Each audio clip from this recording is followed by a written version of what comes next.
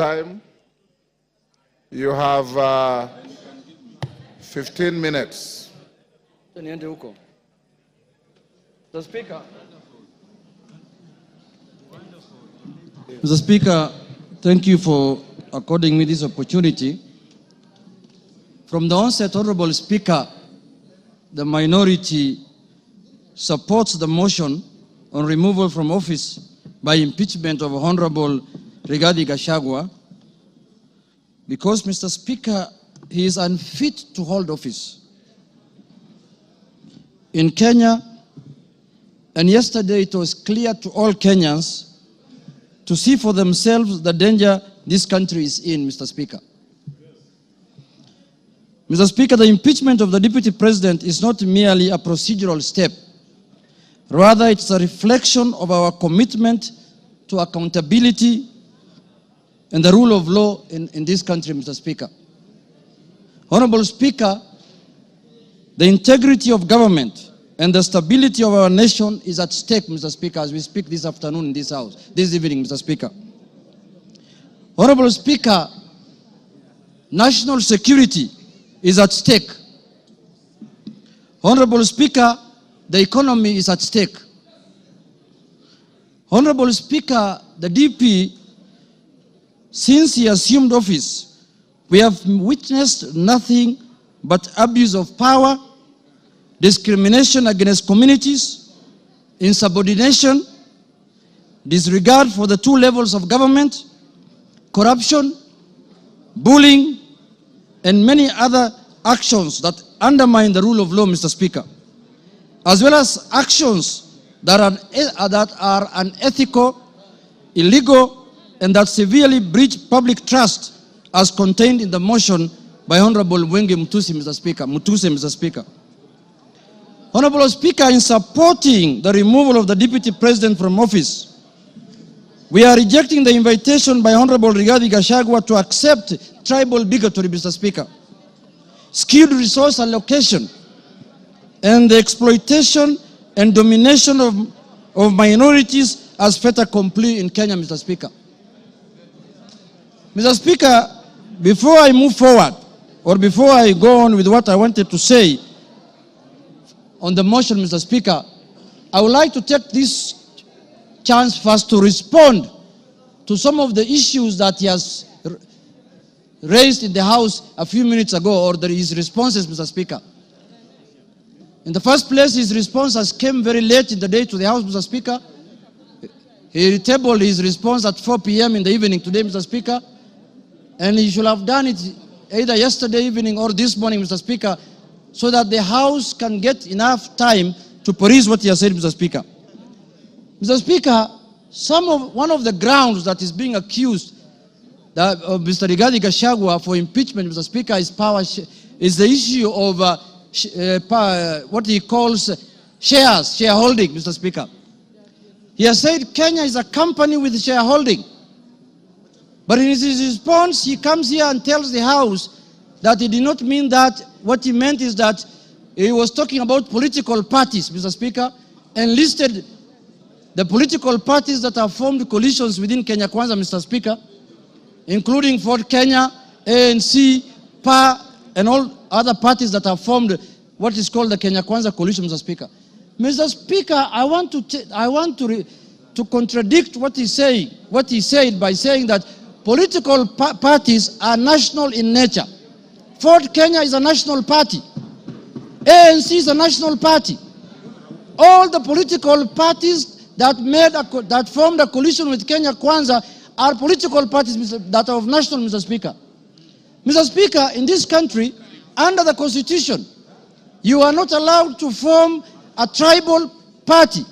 You are not allowed to form a religious political party, Mr. Speaker. You are not allowed to form a Mulima political party, Mr. Speaker. That is very clear in the Constitution, Mr. Speaker. And if the Deputy President is not aware of that, I can read out for him, Mr. Speaker.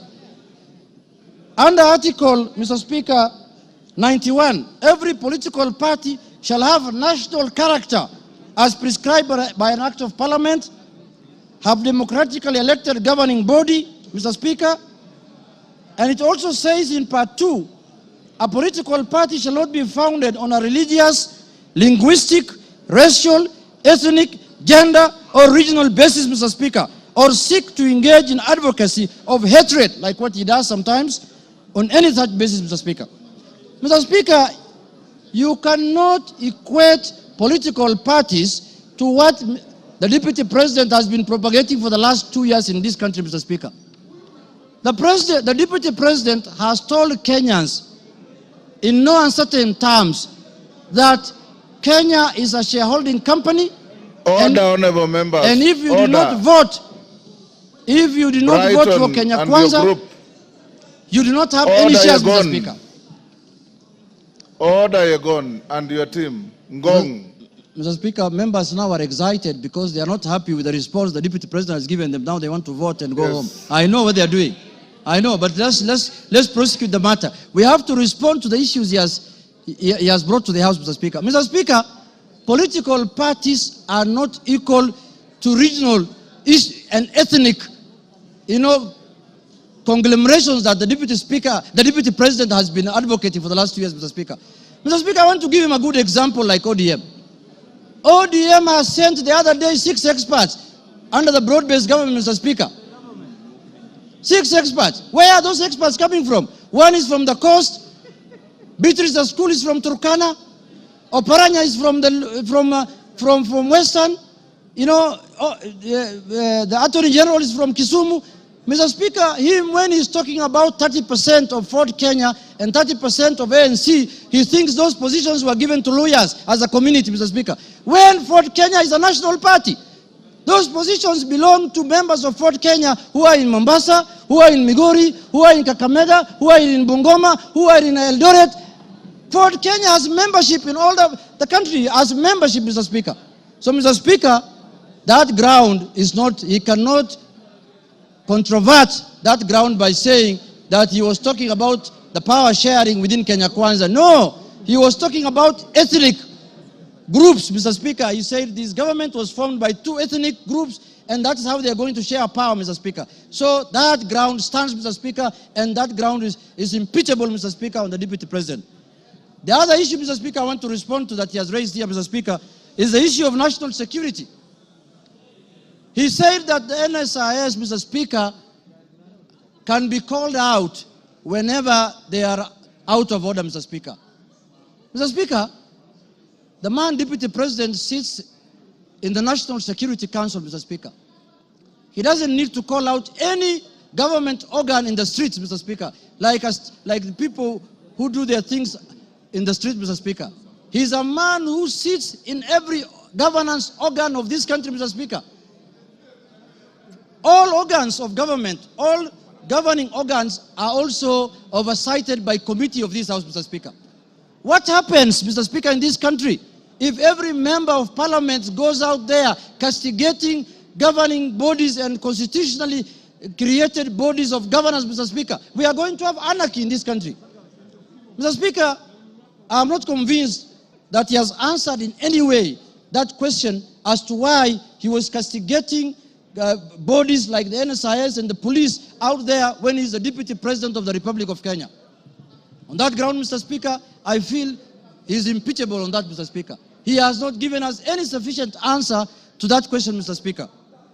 Mr. Speaker, the issue of Justice Maina. He said that he was not attacking her because of the judgments she rendered against him, Mr. Speaker. And he said that he had filed a petition with the Judicial Service Commission, Mr. Speaker. He who wants equity must come with clean hands. You cannot castigate a judge in the rallies, in burials, and then you want JSC to listen to you. You can't have both ways. If he wanted JSC to deal with that matter, if he was unhappy with the way the judge has handled his case, Mr. Speaker, he should not have castigated her in a burial, Mr. Speaker. He should not have talked about her in a very demeaning manner, Mr. Speaker.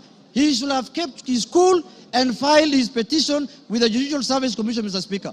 On that account, Mr. Speaker, he has failed the leadership and integrity, Mr. Speaker, under the Integrity Act, Mr. Speaker, and on that account, he is impeachable, Mr. Speaker. My last point, Mr. Speaker, is the issue of the renovation of his house in Karen, or the official residence of the Deputy President Karen, Mr. Speaker.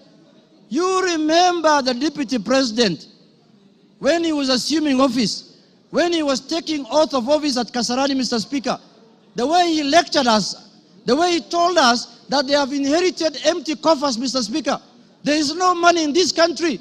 The former regime has looted and gone with everything, and goes ahead after 2 months to renovate his house, his official residence, with over 100 million, 45 million shillings, Mr. Speaker. Imetoka wapi, Mr. Speaker? Where has that money come from? Where has that money come from? He has not convinced us in any way how that money was spent, how those companies were paid, and on that account, Mr. Speaker, because of misuse of public resources, he is impeachable on that account also, Mr. Speaker. Mr. Speaker, I want to say this. When we gave ourselves the new constitution in 2010, we knew very well that we were coming from an era where we cannot impeach the president, we cannot impeach ministers, we cannot impeach the deputy president. Kenyans gave themselves the new constitution, and they put in there Article 150, knowing very well that one day they will hold their leaders, the president, the deputy president, accountable, Mr. Speaker. And they gave that mandate to this House, Mr. Speaker, and the Senate, Parliament in general, Mr. Speaker. Mr. Speaker, I was shocked under the public participation, people saying that Kufa Makanga, Kufa driver, Mr. Speaker. We cannot allow the driver to die, because it is an issue. We are witnessing a situation where the Makanga wants to take the steering by force. And what happens after that? The driver is carrying 55 million Kenyans, Mr. Speaker.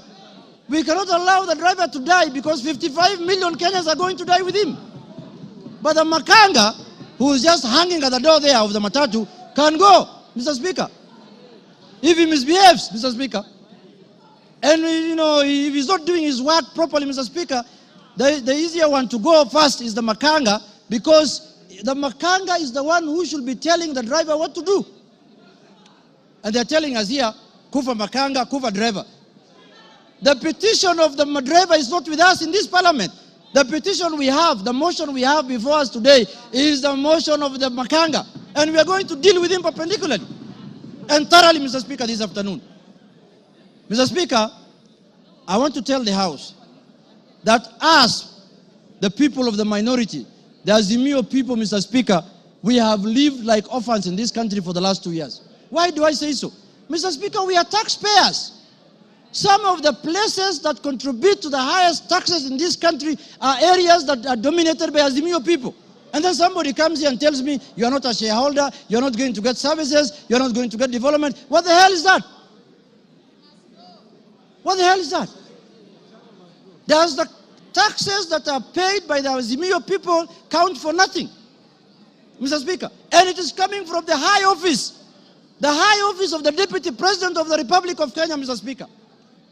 Mr. Speaker, this is the time we are going to correct this thing, so that it never happens again, so that we don't have another Deputy President who comes later.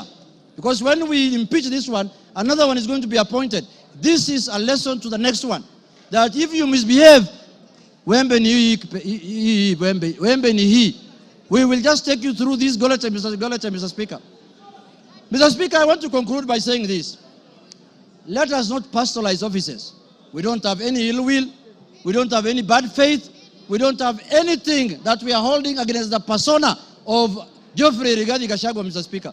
We are dealing with the office of the Deputy President currently occupied by one Geoffrey Rigathi Gachagua, Mr. Speaker.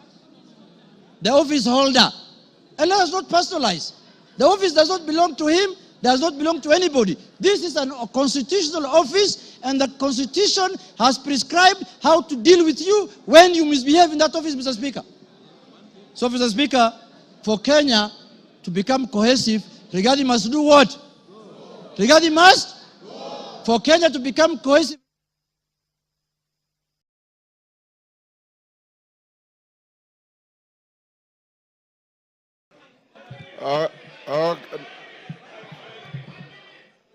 Okay, give him 1 minute.